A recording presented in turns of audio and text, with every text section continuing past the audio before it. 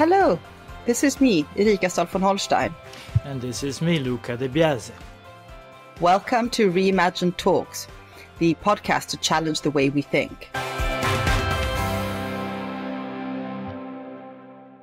And today we're here to explore, I think, one of the most challenging or difficult topics that we're seeing today, and that is cooperation, which sounds like something very clear and something that we take for granted very often, but in reality is being challenged more and more every day. And we are delighted to have with us as our guest today, Pedro Conceição. Pedro Conceição is director of the Human Development Report Office at UNDP. Prior to this, Pedro served as Director Strategic Policy at the Bureau for Policy and Program Support and Chief Economist and Head for the Strategic Advisory Unit at the Regional Bureau for Africa. His work on financing for development and on global public goods was published by Oxford University Press in books he co-edited. He has published on inequality, the economics on innovation, and technological change, and the development in quite a few scientific journals. And Pedro, thank you so much for being with us here today. Before delving in maybe into the thorny issues or why we think that cooperation might be in need for a reimagination, maybe you can explore a little bit what you mean by the word cooperation and why you think it's so important to discuss this at this point in time. Sure, Erika. Thank you for having me. Thank you, Luca, for having me. I would start by saying that the key challenge that we confront in the international arena is one of collective action, actually, where there is no way of enforcing what countries decide to do from above. Unlike what we have within countries, where we have an authority in the form of the government that can enforce what people can do, that kind of institutional arrangement is not present when it comes to international relations. So the challenge is how can we achieve collective action in a context in which we don't have enforcement from above. And there are two types of challenges, simplifying a bit. There are some challenges in which actually countries agree on what they want to do. But they have to come together to decide on a standard on how to do on how to achieve what they share as a common goal. So this can be described as coordination problems, and this is reflected in a lot of collective action because countries come together to agree on standards that allow us, for instance, to communicate with each other. To travel. So there are a number of standards that reflect the fact that countries actually find it relatively easy to achieve collective action when they share a common goal and that have to decide on a standard. It becomes a bit more difficult, and I think that was your question, when there's a need to cooperate. Cooperation is a challenge when countries actually have different interests, different objectives, and yet they need to come together to solve what's called a social dilemma. The importance of cooperation, to come to your question more directly, or international cooperation, is related to the fact that our economies, our societies are very connected with each other, in part as a result of policy choices that countries have made on allowing goods and services to flow, allowing people to move around, allowing capital to move, but also, and I think this is something that we delve into in quite depth in our report, the fact that we share a planet that is changing very rapidly. So when it comes to addressing climate change, for instance, this is an example of a challenge that cannot be addressed with decisions at the borders. It needs to be addressed in a way in which countries come together and cooperate. And I'll conclude by saying that looking ahead, perhaps looking at the future, in a context of a planet that is changing very rapidly, not only as a result of climate change, but biodiversity loss and other processes of planetary change, international cooperation will become even more important. Yes, and this is one way to see the optimist part, because it's needed. Challenges need cooperation. But in this century, it seems that countries become less and less cooperative. Is that true, or is just an impression, or is something that we need to understand better? No, I think you're right, Luca. I think there's a reality in which we confront a context of geopolitical upheaval, geoeconomic fragmentation to some extent. But that doesn't change the reality of the objective need for us to confront the challenges of sharing a planet that is changing very rapidly. So it's difficult, but that doesn't mean that the problem is going to go away. We can ignore it, but if we do so, we suffer, or people suffer. And this is one of the key findings of our Human Development Report, is when we fail to manage these interdependencies, these interlinkages, people suffer, as expressed, for instance, in the decline in the Human Development Index, which is one of the indicators that we use to try to account for this notion of human development. The notion of human development is the ability of people to live lives to their full potential. And Human Development Index is an indicator that captures standards of living, but also achievements in health and education. So in 2020 and 2021, for the first time ever, the Global Human Development Index declined 2 years in a row. And this was a reflection of the inability of our international community, of all of us, to manage a shared challenge, which was the pandemic, the COVID-19 pandemic. So we can ignore these problems, but we do it at our own risk. If we ignore these interdependence and the interlinkages, people will suffer.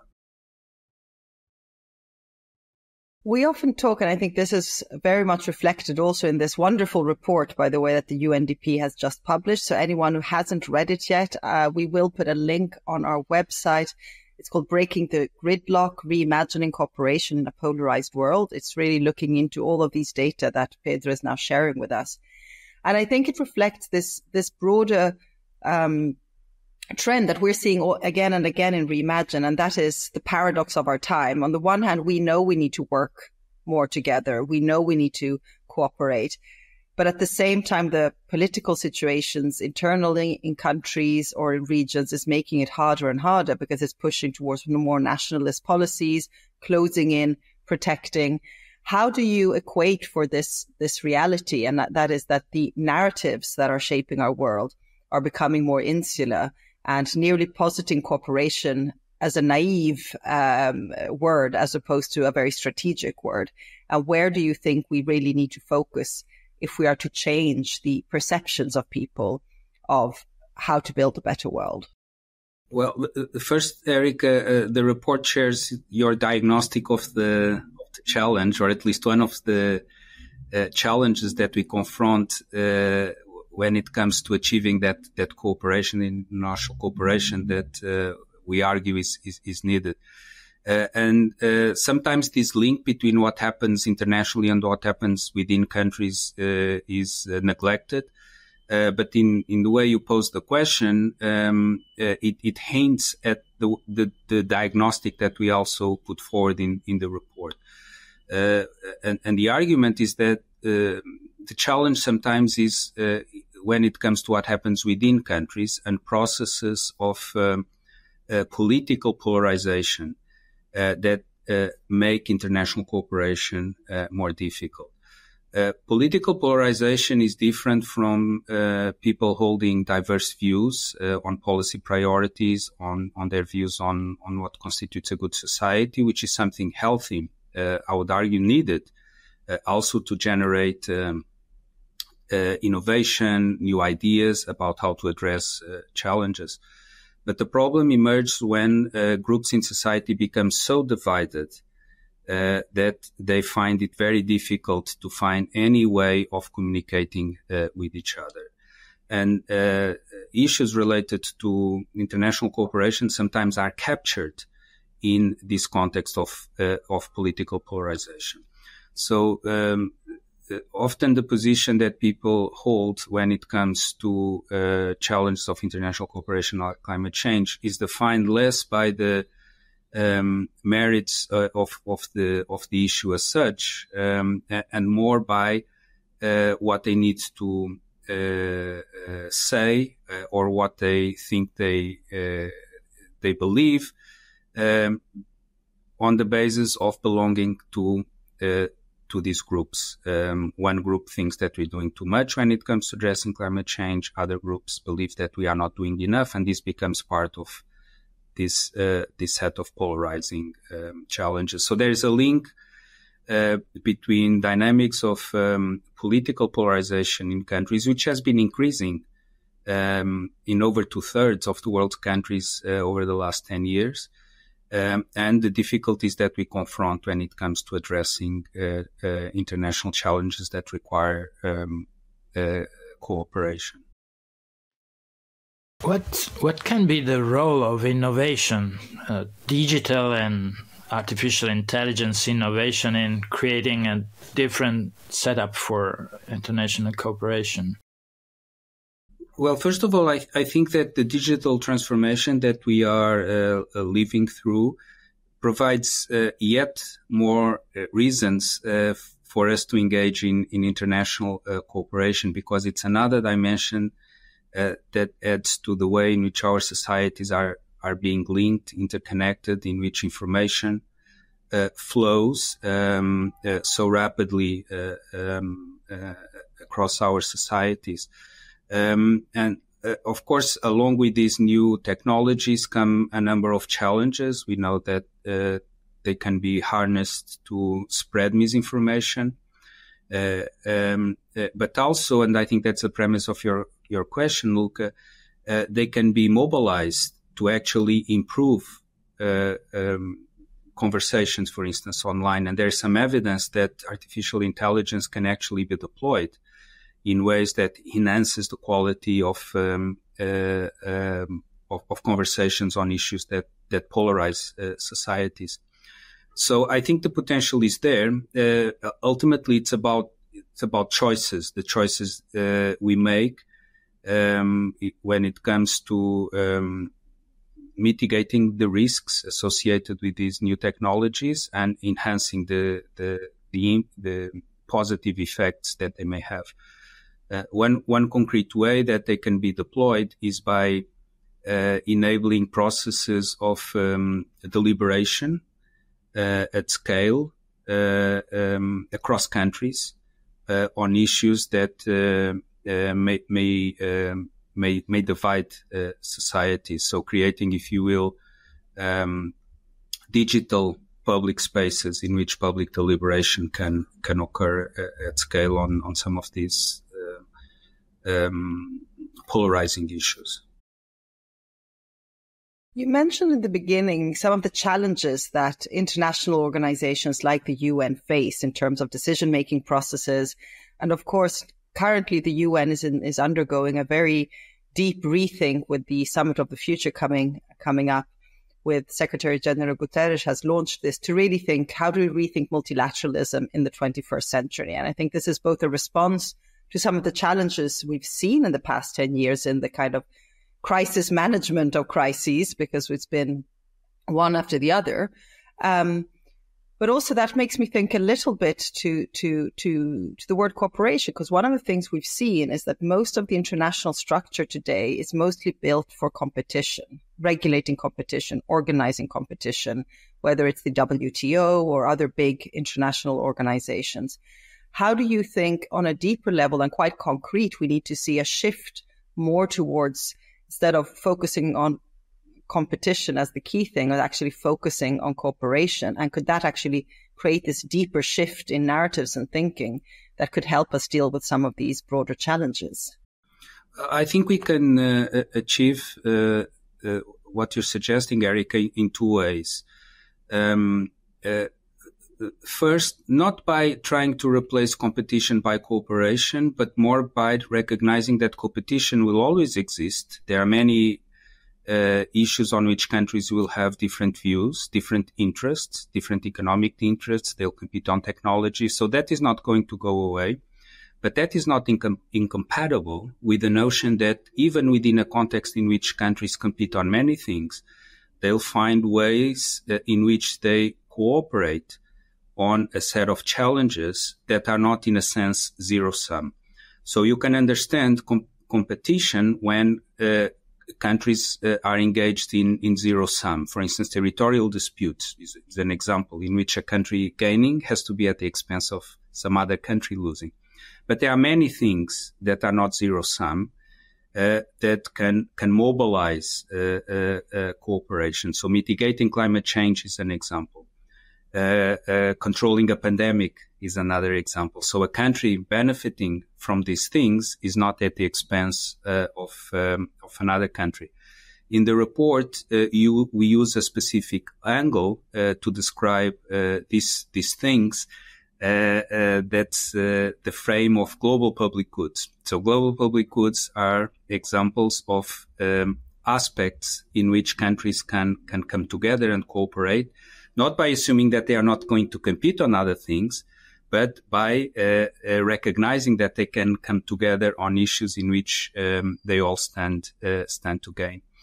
And I think one way of achieving this is by counterbalancing some of the narratives that are currently dominating the discourse on international cooperation that are premised on ideas of fear or impending doom. And I know, Erika, that you've been doing a lot of work on this aspect of narratives, but narratives that can give people a sense of agency and of hope. So an agenda premised on the provision of global public goods would be a way of counterbalancing narratives that are premised on making people fearful of the implications of not cooperating, towards something that is a bit more positive and hopeful. So this would be one way of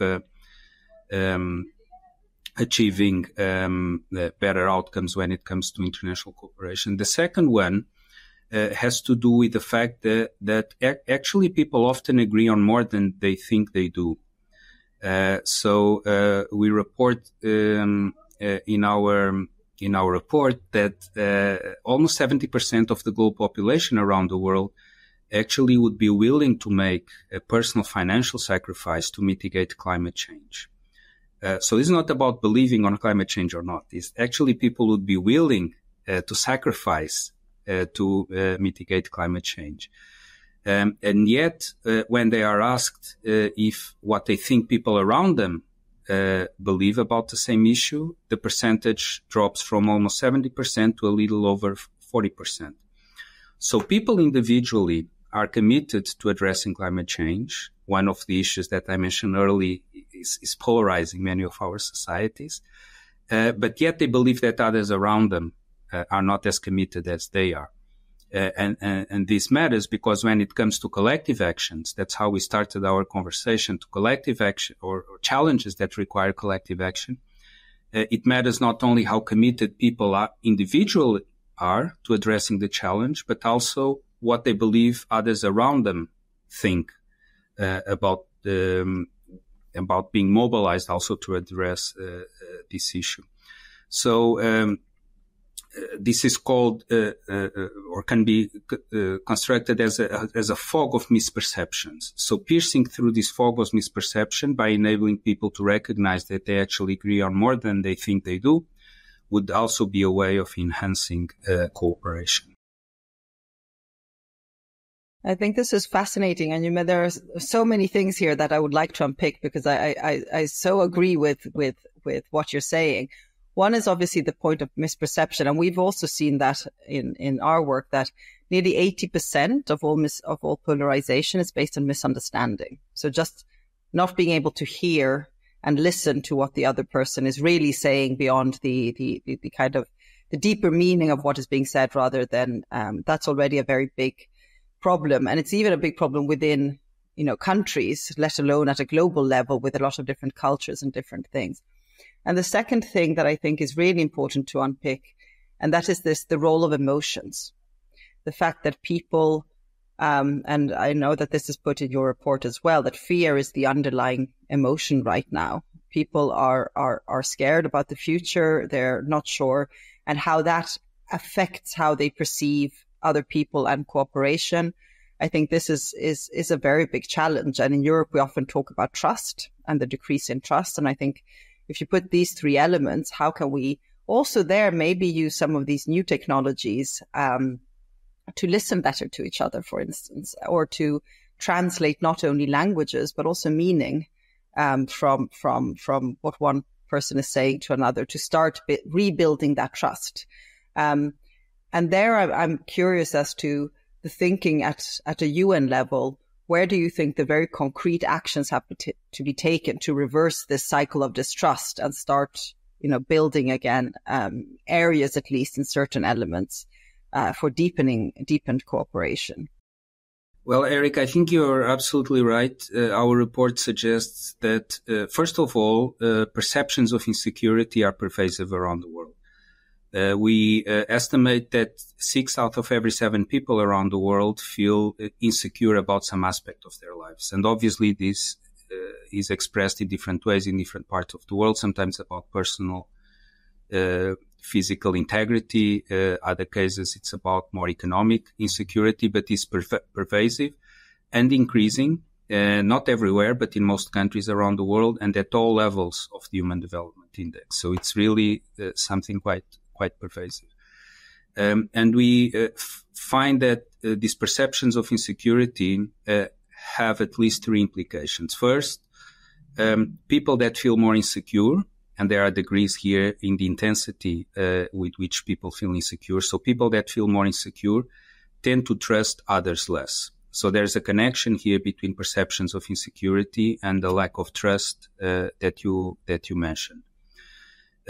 Secondly, people that feel more insecure tend to be attracted to the extremes of the political spectrum, tend to be attracted to retreat to the in-group.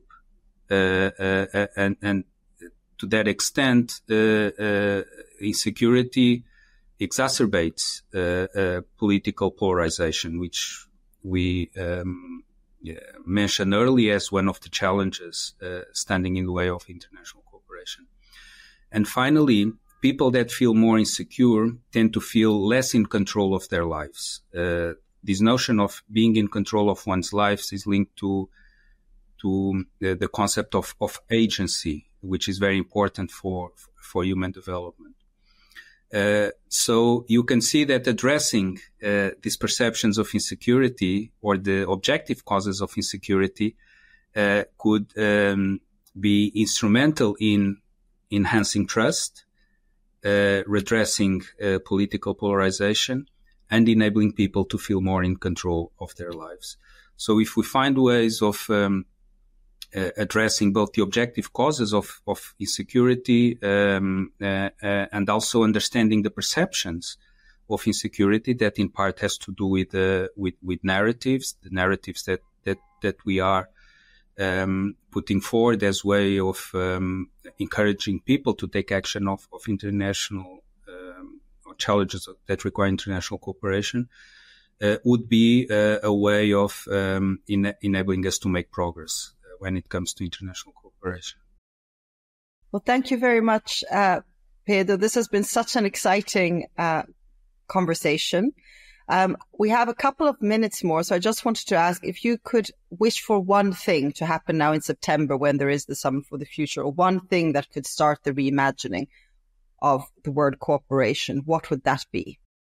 I would hope that countries come together, not by assuming a way that they will have different interests and will have many reasons to compete with each other, but recognizing that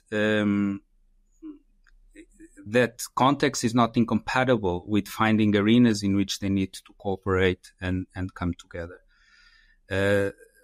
I'm hopeful that that will be achieved in the summit of the future and beyond. Well, thank you very much, Pedro, for joining us here. And let's hope that there is some hope left. I know that there's a lot of doom and gloom if you look at the news today. And as you know, in Europe, we're going towards the next European elections, where we fear that it will be the most polarized election results in Europe so far. But it's good to see that there is hope and that there is the need for this hope as well. There is a need, and I think the fact that your report underlines, and also that you mentioned here, that fundamentally people agree much more than what they think they agree, that there is much more understanding there than misunderstanding. I think this is there to give us hope. And I think the technique now and the question for leaders across the world is to say, how can we build in processes and systems that can move us towards that as opposed to towards polarization. So let's reimagine cooperation. I think this is a wonderful challenge for the next year. And Pedro, thank you so much for coming here and sharing your insights with us. My pleasure. Thank you for having me.